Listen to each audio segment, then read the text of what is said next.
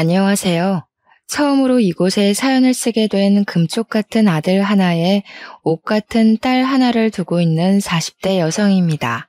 저는 지금 작은 인터넷 쇼핑몰을 운영하고 있어요. 큰 사업체는 아니더라도 그래도 꽤 매출이 괜찮습니다. 제가 처음 사업을 시작한 것은 혼자 아들을 키워내야 했기 때문입니다. 그때 당시 남편이 없었거든요. 그리고 거짓말처럼 그 남편 덕분에 사업이 번창하게 되었습니다. 이제 이야기해 드리겠습니다. 제 팔자가 참 기구하다 했지만 어쩌면 그 사람 덕분에 행복한 나날을 사는 건 아닌지 생각하기도 합니다. 남편을 처음 만난 것은 제 대학 동창회 주선으로 만난 소개팅이었어요. 둘은 같은 직장 선후배 사이였거든요. 처음에는 연애보단 제 취미에 관심이 많았기에 몇 번이나 소개팅을 거절했었습니다. 30살이 넘은 나이였지만 결혼에 대한 생각이 없었습니다. 그런데 우연히 제 사진을 본 남편이 친구에게 끈질기게도 소개팅을 소개해 주라고 졸랐답니다. 저는 그냥 나와서 차 한 잔, 밥 한 번 이렇게 말하는 친구의 요구를 거절할 수가 없었습니다. 정말 소개팅에 의욕이 없었지만 친구의 면도 있고 화장도 예쁘게 하고 치마도 예쁘게 차려입고 소개팅 장소에 나가게 되었죠. 그도 정말 만반의 준비를 하고 나왔는지 세미정장에 머리까지 야무지게 넘겨 세팅을 하고 왔더라고요. 신사 중에 신사 이미지를 풍기는 게 우습기도 하고 카페에서 격식을 차려 앉은 그가 호감이 가기까지 했어요.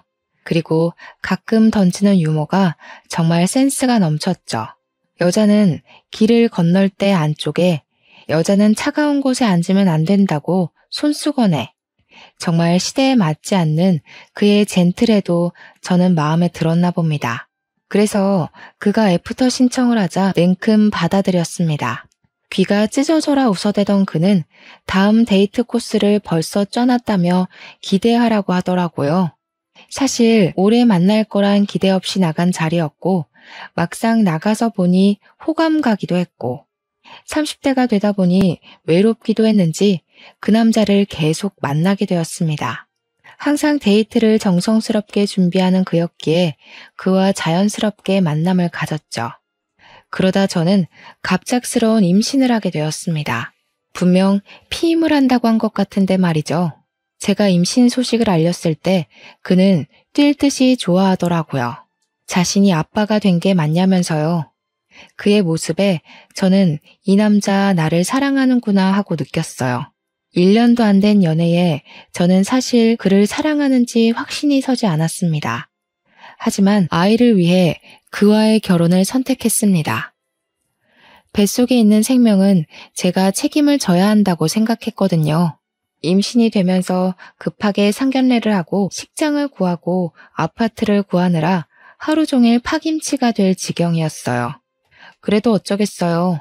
아이는 생겼고 뱃속의 아이는 자랄 텐데요. 결혼을 서둘러야 했습니다. 너무 서둘러서 그럴까요? 가끔 뱃속의 아이를 원망스러울 때도 있었어요. 달가운 임신이 아니었기에 아이만 안 생겼으면 여유 있게 결혼 준비를 했을 텐데 하고 말입니다. 집을 계약하고 결혼식장에서 미리 예복을 입어볼 때였어요. 아랫배가 묵직하면서 너무 아파지는 거예요. 저는 드레스를 입은 채로 쓰러졌습니다. 급하게 응급실로 실려가고 자궁외 임신으로 긴급 수술을 해야 한다고 하더군요. 자궁에 정상적으로 착상을 한 게 아니라 제 왼쪽 나팔관에 착상을 해서 자궁외 임신이 되었다고 했습니다. 조금 늦게 발견했는데 더 늦었다면 나팔관 파열로 큰일 날 뻔했다고요. 아이가 들어있는 나팔관을 어서 잘라내야 한다고 하더군요. 순간 눈물이 왈칵 흘렀습니다. 결혼 준비로 제때 산부인과에 가서 진찰을 받지 않아서 그런 건 아닌지, 제가 아이를 환영하지 않아서 생긴 일은 아닌지, 아이가 제가 원망한 걸 알아서 그렇게 된 일은 아닌지 머릿속에 별별 생각이 들더라고요. 아이는 그렇게 제 한쪽 나팔관과 함께 저와 헤어져야 했습니다. 처음부터 아이를 환영했다면 얼마나 좋았을까 후회하고 또 후회했습니다. 수술을 하고 정신이 드니 남편이 제 손을 꼭 잡고 괜찮다고, 아이야 결혼 후에 또 가지면 된다고 다독이더군요. 하지만 어른들의 생각은 항상 우리의 예상과 비켜가잖아요. 저희 역시 다르지 않더군요. 그때 병원으로 찾아온 시어머니와 시아버지는 저를 보시자마자 남편과 저에게 닥달을 하셨습니다. 아니, 뭘 어떻게 했길래 아이가 착상을 엄한 곳에 해? 제 몸에 이상 있는 거 아니냐? 이제 나팔관도 하나 없다면서. 그럼 임신은 가능하긴 한 거야? 아유, 어머니 걱정하지 마세요. 나팔관 하나 잘라냈어도 나머지 하나가 있잖아요. 금방 생긴 아기니까 결혼 후에도 금방 생길 거예요. 뭘 그렇게 걱정을 하고 그러세요. 저는 둘의 대화에 꿀먹은 벙어리가 되어야 했습니다. 아이를 잃은 엄마가 왜 죄인 심정이 되어야 하는지 그제야 알겠더라고요. 아무 잘못도 없었지만 저는 그들 앞에서 죄인이 되어 있었습니다. 방금 의사 만나고 왔다. 나팔관 하나만 남으면 그만큼 임신율이 떨어진다고 하더구나. 그래가지고 정상적인 애를 낳긴 하는 거야? 문제 있는 애 낳지 말라는 법도 없잖아. 당장 이 결혼 취소해. 처음부터 애부터 달고 오는 애를 거두는 게 아니었어. 어머니, 무슨 말을 그렇게 말하세요? 그래도 제 아이 엄마입니다. 제가 사랑하는 사람이고요. 저 사람 혼자 애를 만들었어요? 저도 같이 만들었어요. 그만 좀 하세요. 저희 결혼이고 저희가 함께하길 원해서 하는 결혼입니다. 시어머니는 얼굴이 새빨개지셔서 가방으로 남편을 때리셨어요. 내가 이런 놈을 낳고 미역국을 대접으로 먹었네. 이런 등신 같은 놈을 낳아놓고 이제껏 살았어. 지 엄마는 안중에도 없고 지 옆에 내 편만 들어 아주. 시어머니는 화가 머리끝까지 화가 나셔서 시아버지와 함께 병원에서 나가셨습니다. 남편은 제 어깨를 토닥이며 미안하다고 하더군요. 남편은 손이 귀한 집의 5대 독자였습니다. 그래서 아이를 가지면서 시부모님께서 저희 결혼을 흔쾌히 받아들이셨던 것이었습니다. 그런 귀한 집의 손주이니 아쉬워서 저러시나 보다 이해하고 이해하려고 노력했어요. 남편은 병원에 있는 동안 정말 저를 지극정성으로 돌봤어요. 병원에서 출근하고 병원으로 퇴근하고 그 모습이 너무 고마웠어요. 아이를 잃었지만 전 남편을 얻었구나 생각했거든요. 그만큼 남편의 결혼 의지가 대단했고 시부모님의 반대에도 남편의 적극적인 결혼 진행으로 인해 무사히 결혼식을 올리게 되었습니다. 하지만 저의 10월드는 남편이 막아주지 못하더군요. 시어머니의 진노에 당연히 찾아올 거라고 예상은 했지만 시어머니의 임신 요구는 점점 심해지셨습니다. 전화를 하셔서 생리 주기부터 관계 빈도수까지 묻기 시작했습니다. 저는 엄청난 스트레스를 받기 시작했어요. 그리고 결혼 달수가 지날수록 시어머니의 저를 향한 비난이 시작되었습니다. 애초에 몸에 문제가 있는 애를 들이는 거 아니라고 했지? 거 봐라. 결혼한 지 반년이 다 되어가도 애가 생기니? 어디 생길 기미도 안 보이는데. 어머니, 이제 겨우 반년이에요. 이 사람 정말 노력하고 있어요. 아침부터 꼬박꼬박 보약 먹고 출근하고 집에 와서는 임신에 좋다면서 운동도 열심히 한다고요. 이런 바보 같은 게.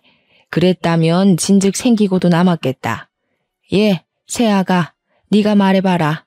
왜 임신 소식이 없는지 네가 이야기해봐. 저는 어깨를 움찔거리며 어머니를 쳐다보다가 고개를 내리깔았습니다. 당장 너 그 일부터 그만두고 병원부터 다녀라. 나이가 30대 중반이면 이제 노산이다. 지금 아니면 임신도 못해. 알겠니? 애를 만들어서 일을 하든 애를 낳아놓고 일을 하든 그때 가서 해라. 알겠냐? 저는 작게 네라고 대답을 할 뿐이었습니다. 35살이 지나면 노산이라는 말은 들어봤습니다. 전 아직 30대 초반이었지만 어머님 말대로 이 시기가 지나면 임신이 어려울 수도 있다는 생각을 하게 되었습니다. 일단 저는 나팔관 하나가 없었으니까요. 그만큼 랜덤으로 임신 확률이 떨어지는 거니까요. 지금 생각하면 애를 못 낳는다고 뭘 그렇게 쥐잡혀 쭈그려져 살았는지 조금 더 당당하면 좋았을 걸 하는 생각이 듭니다. 남편을 소개해준 제 친구에게 이런저런 속풀이를 하며 저를 달래었습니다. 친구는 아직 미혼이었기에 저를 다 이해하지는 못하는 듯 했지만 그래도 위로하고 만나면 밥도 사주며 저를 달래주었어요. 자신도 남편을 소개해준 책임감 같은 게 있다나요? 참 좋은 친구를 두었다 싶었죠. 그렇게 어머님 성화에 못 이겨 저는 결혼한 지 1년 만에 직장을 그만두어야 했습니다.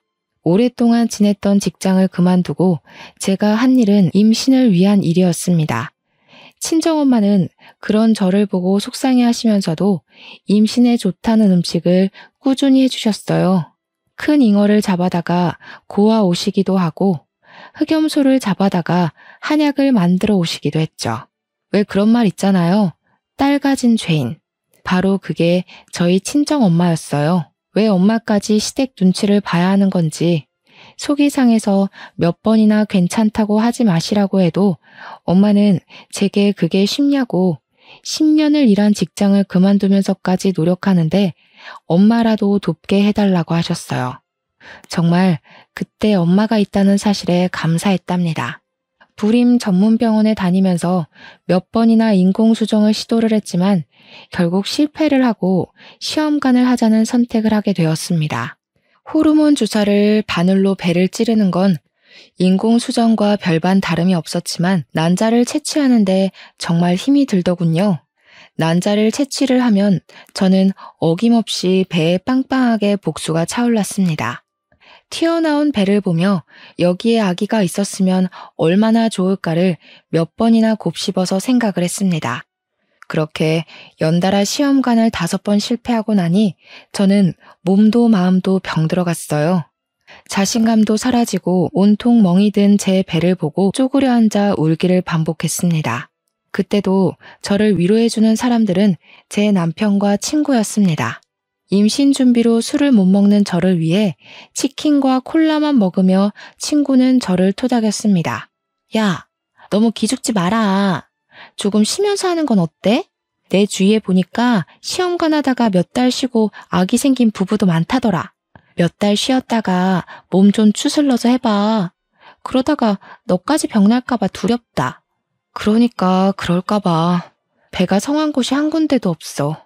복수가 계속 차서 이제 하는 것도 두렵고 아프고 무섭고 남들은 순풍순풍 잘만 가지는 아이인데 나는 왜 이렇게 어렵지? 에휴, 자기야, 우리 그냥 애기 낳지 말고 우리 둘이 살자. 난 딱히 아이 바라지도 않아. 그냥 당신만 있으면 돼. 내가 우리 부모님께 잘 말해볼게. 우리 둘이 살면서 여행도 다니고 여유롭게 살면 되잖아.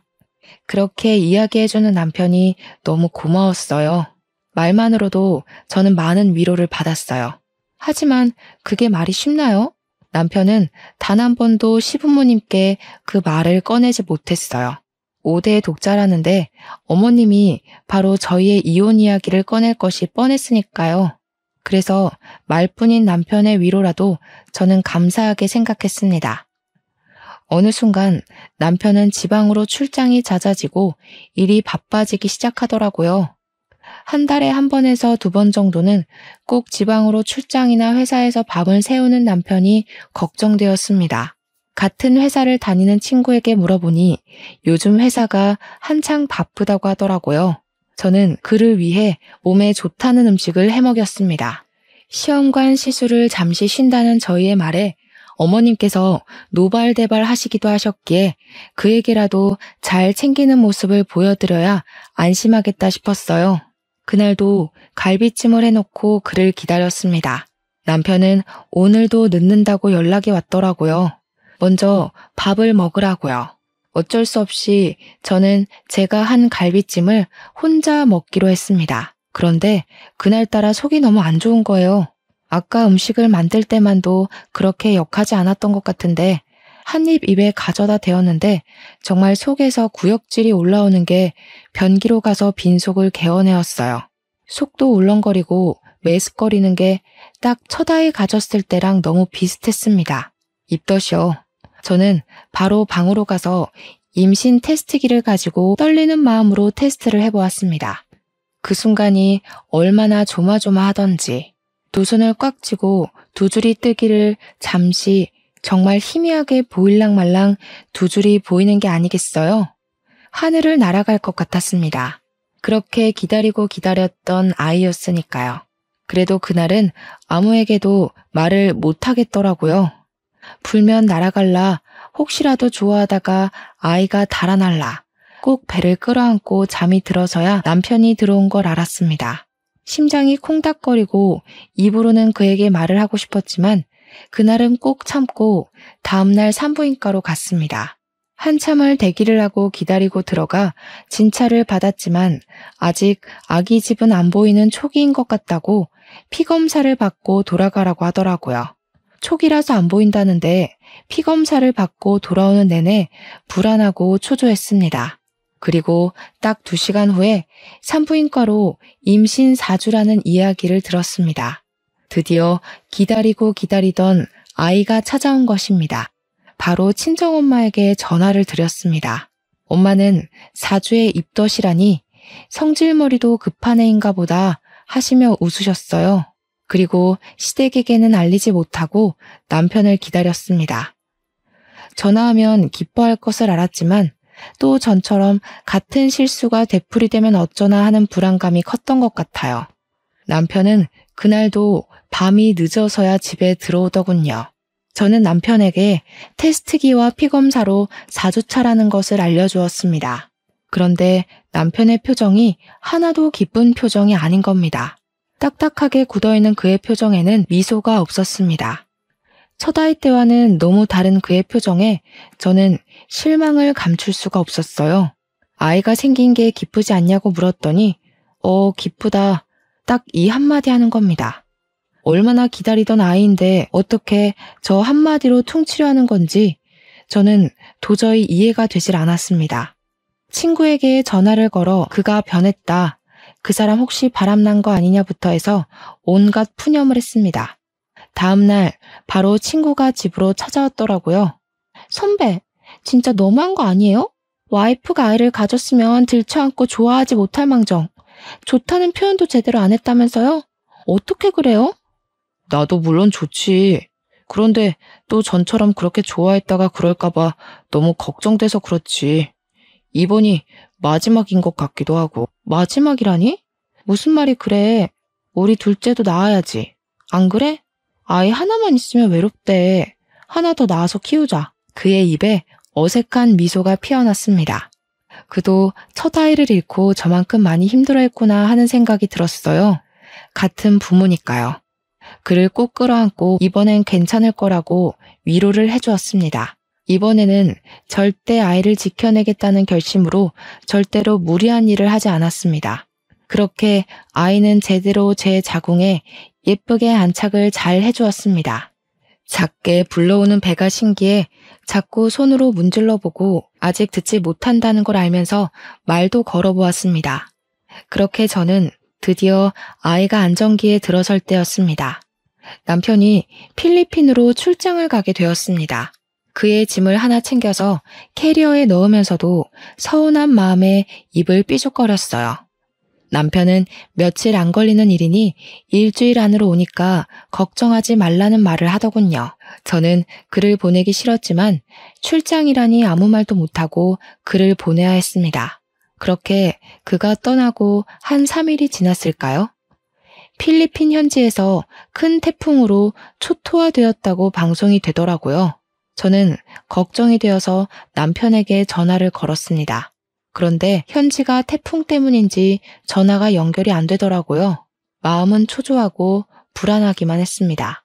같은 회사에 다니니 친구에게 전화를 걸어보니 친구도 전화를 받지 않는 겁니다. 저는 신랑이 묵는 호텔에 전화라도 걸자는 심정으로 남편 회사로 전화를 걸었습니다. 그런데 저는 거기서 황당한 이야기를 들었습니다. 남편이 출장이 아니라 휴가를 썼다는 겁니다. 그것도 제 친구랑 둘이서요. 동시에? 같이? 친구는 저에게 휴가를 썼다는 말을 한 적도 없었습니다. 뭐 그럴 수도 있죠. 친구 사이에 휴가를 일일이 썼다고 보고하진 않잖아요? 며칠 전 친구와 전화했을 때만 해도 회사가 바빠서 아무 데도 못 간다. 너희 남편도 출장 때문에 애 많이 먹는다. 이랬거든요. 저는 철석같이 믿을 수밖에요.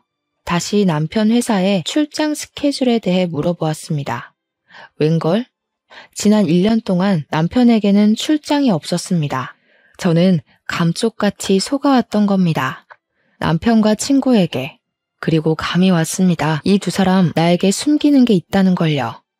그제야 남편이 왜 아이를 반기지 않았는지, 친구가 빈번하게 저에게 전화를 걸며 어디 있냐고 확인을 했는지 알게 되었습니다. 그럴 거면 처음부터 둘이 사귀지 왜 저를 소개시켜준 걸까요? 하늘이 원망스럽고 믿었던 친구와 남편의 배신으로 세상이 무너져 내렸습니다. 그러던 중 경찰서에서 전화가 와서 남편이 실종되었다고 하더라고요. 시댁이며 친정이며 난리가 난 와중에 남편과 같이 있던 친구가 보름 만에 한국으로 돌아왔습니다. 고개를 숙이고 제 앞에 서 있는 친구에게 저는 뺨을 내리쳤습니다. 사실 그걸로도 모자랐죠. 그 당시 제 심정으로는 몸뚱이라도 내리치고 싶었거든요. 네가 어떻게 나한테 이럴 수가 있어? 내 남편이랑 나를 속이고 그동안 만났던 거야? 도대체 왜? 그럴 거면 차라리 이혼하라고 하지 왜 속였냐고. 처음에는 그냥 실수였어.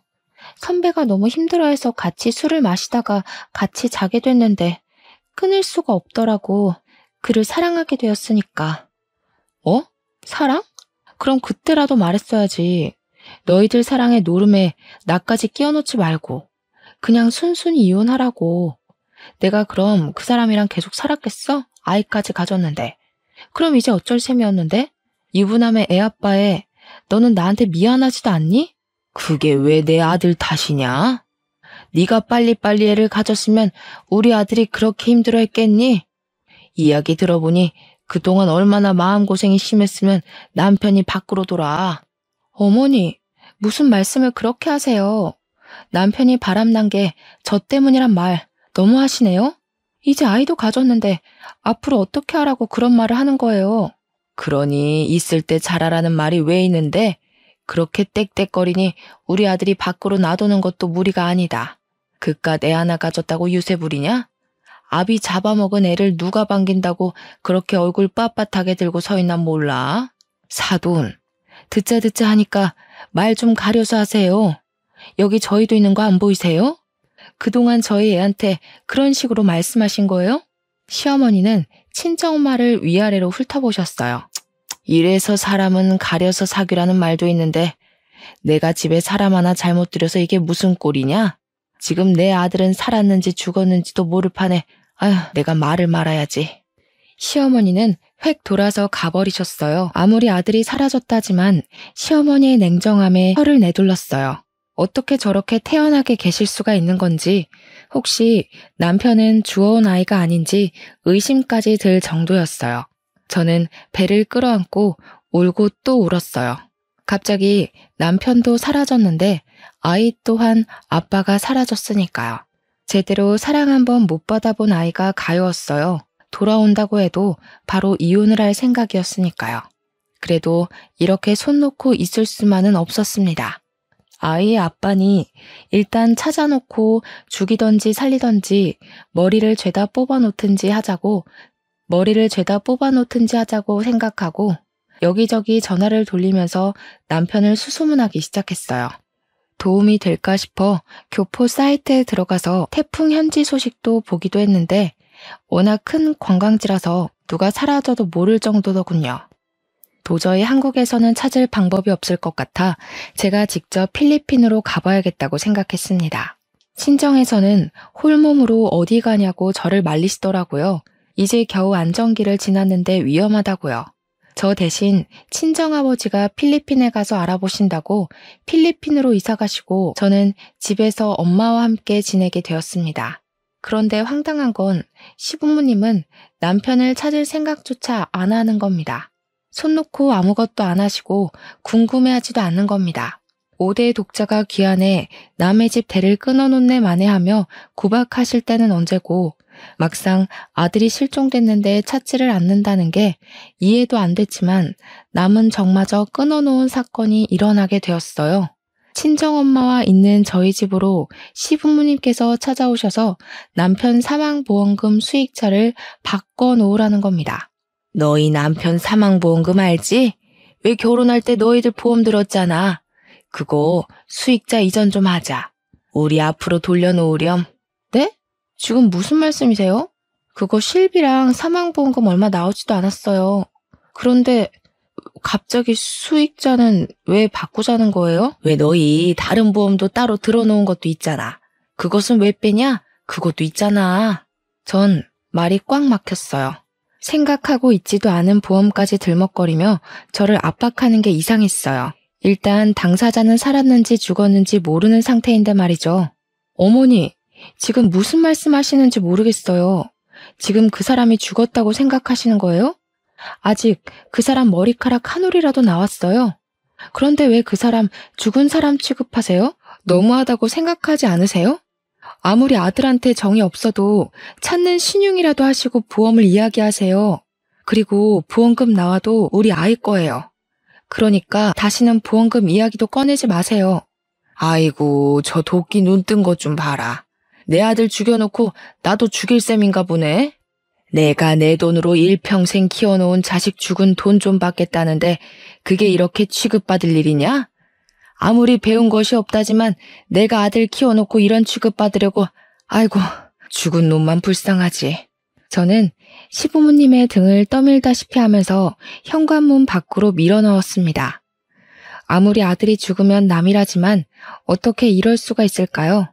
몇 달 동안 남편은 소식도 없는데 부모들은 아들 사망보험금에만 관심을 가지다니요. 배는 점점 불러오고 산달이 되자 친정아버지가 이제는 남편의 장례를 치르자고 하더라고요. 아이가 태어나기 전에 하자고, 태어난 후에는 아이한테 안 좋을 수도 있으니 그 전에 하자고 하셨어요. 실종 상태라서 사망신고는 안 되어도 장례를 치를 수 있다면서요. 그만 보내주자는 말에 울고 또 울었습니다.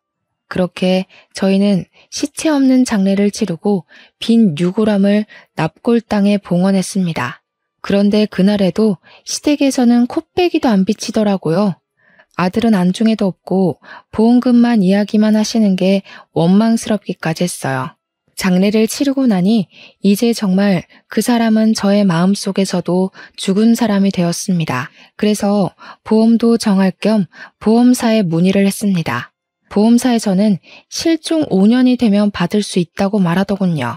저는 수해 피해자들은 특별 실종으로 간주되지 않느냐고 물었습니다.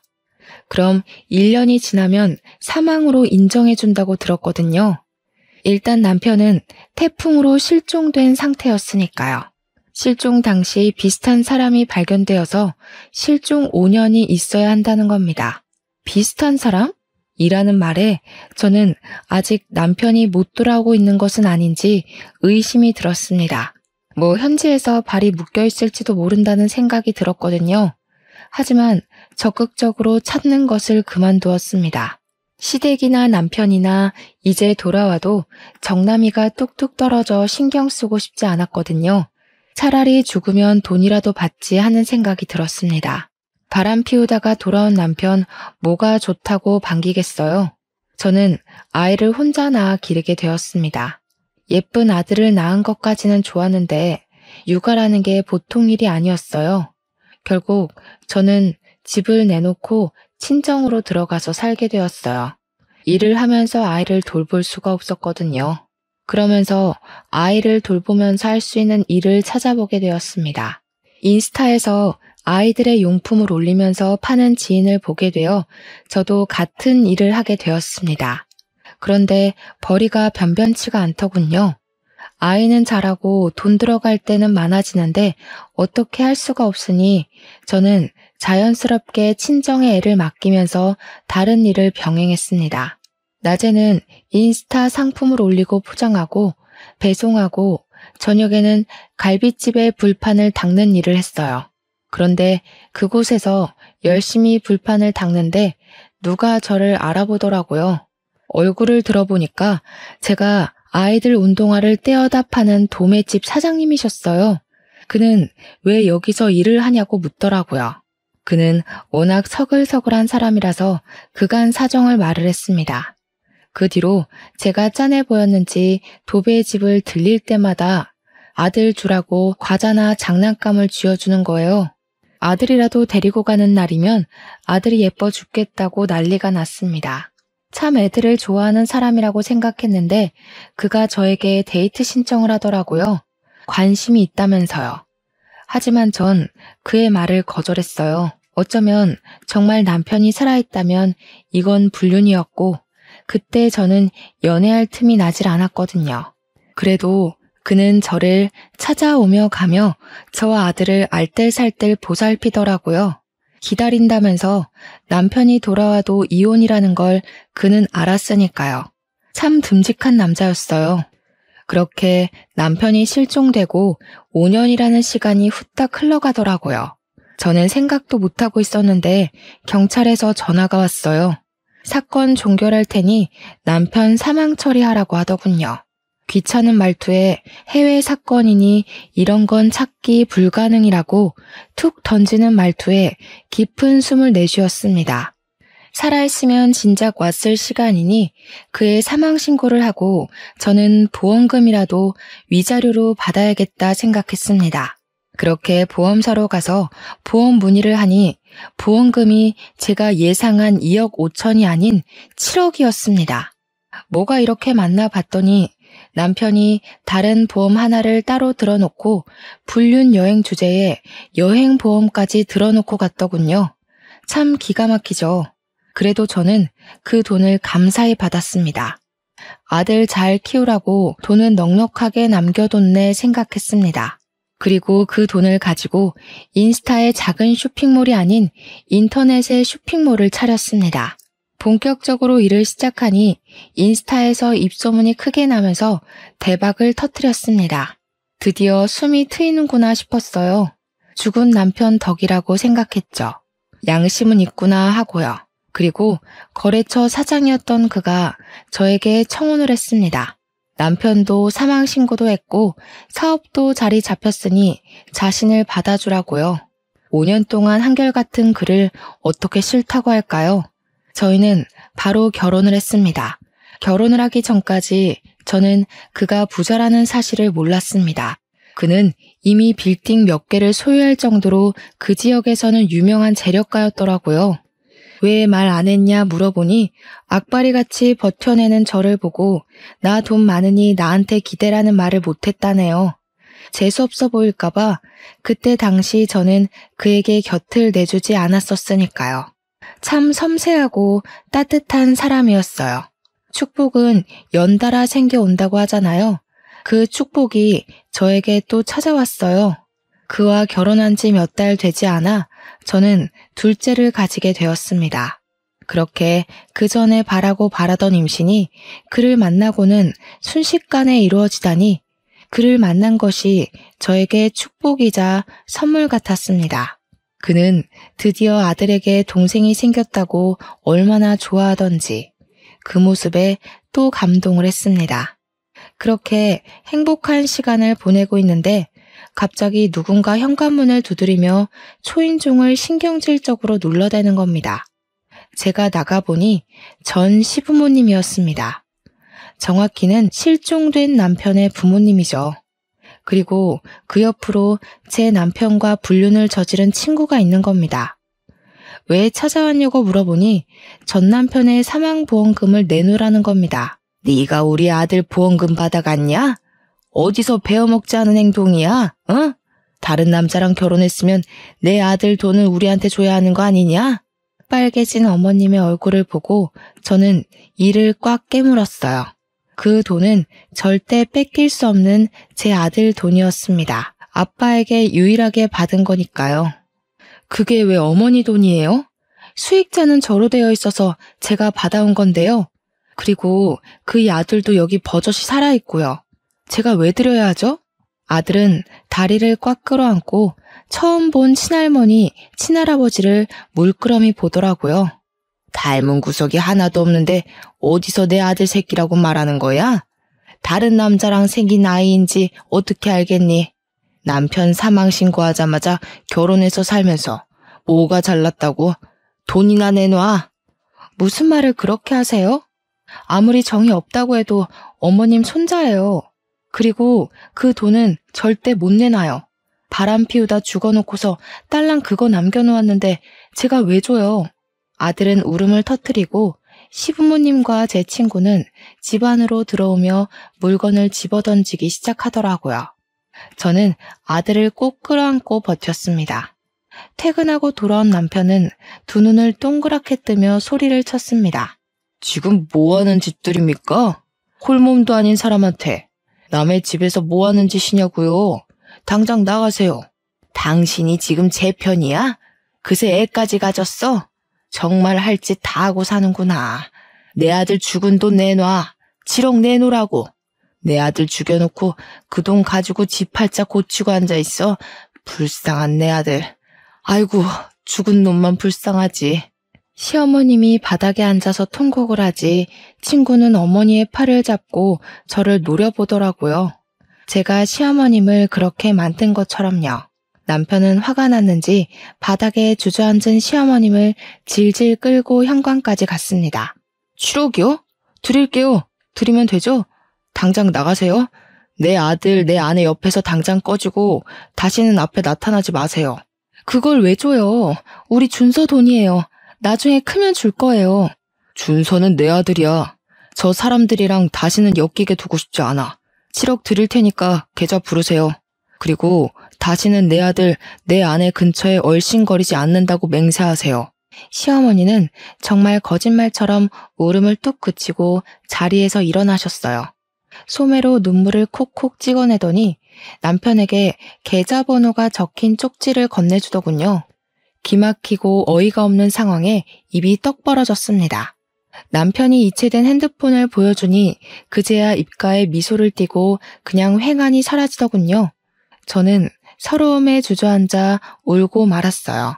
그렇게 쉽게 주고 싶지 않았는데 실컷 골려라도 주고 싶었는데 그걸 홀라당 빼앗긴 느낌이 들었습니다. 울고 있는 저를 남편은 끌어안으며 토닥였습니다. 그만 울어. 준서가 놀라잖아. 내가 그걸 안 주면 또 찾아왔을 테고 그럼 준서가 또 놀랄 거 아니야. 내 아들이 그런 상황을 겪는 게 너무 싫어서 그랬어. 당신 뱃속에 우리 둘째도 걱정되고 내 식구니까. 그리고 우리 준서는 내 아들이잖아. 아버지로서 해야 할 일을 한 거야.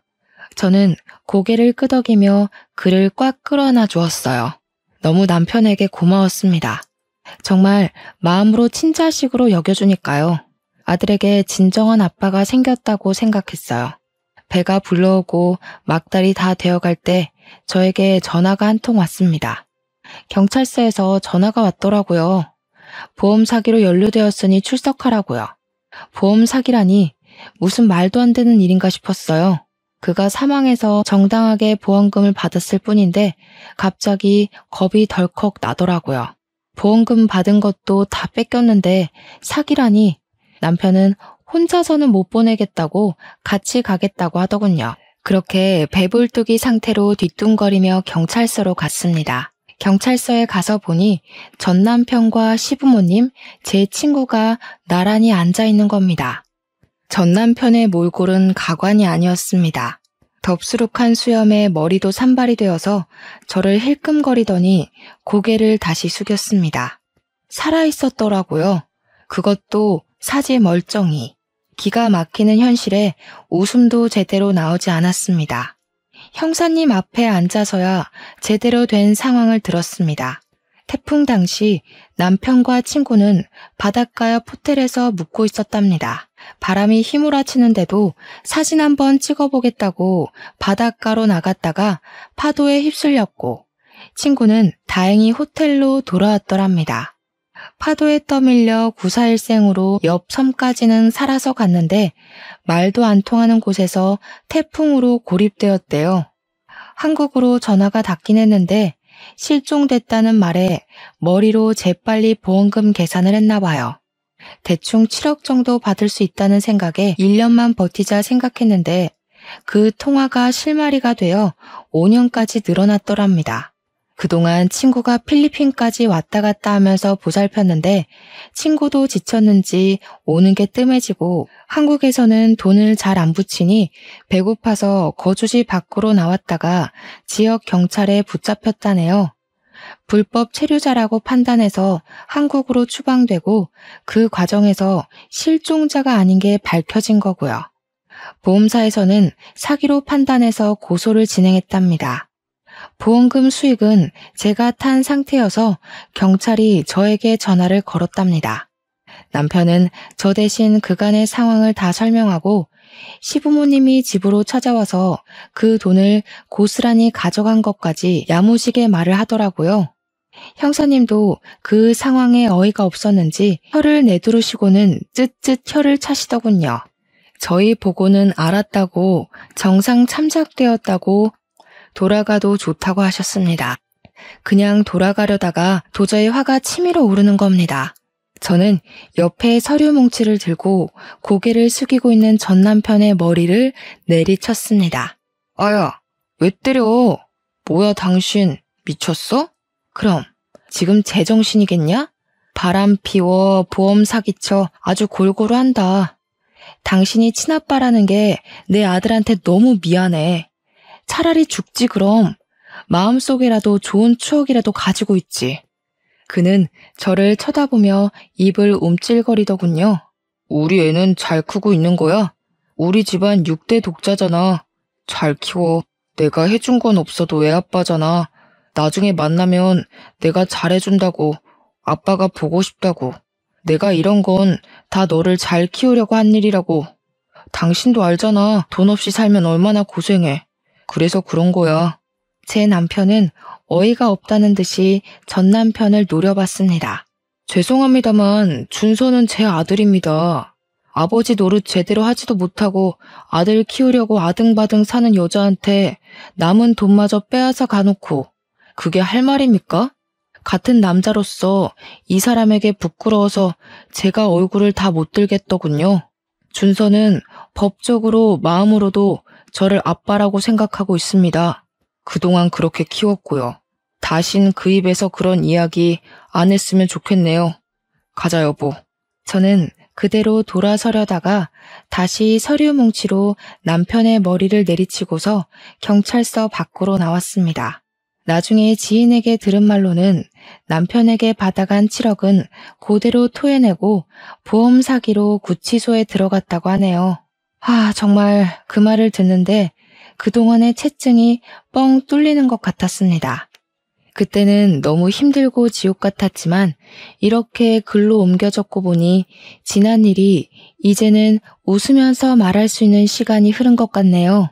길지 않은 시간이었지만 저에게 상처만 준 결혼 생활에서 저는 금쪽 같은 아들을 얻어왔고 어쩌면 그 덕분에 지금의 제가 있다는 생각도 해봐요. 아등바등 쩔쩔매며 살지 않아도 괜찮습니다.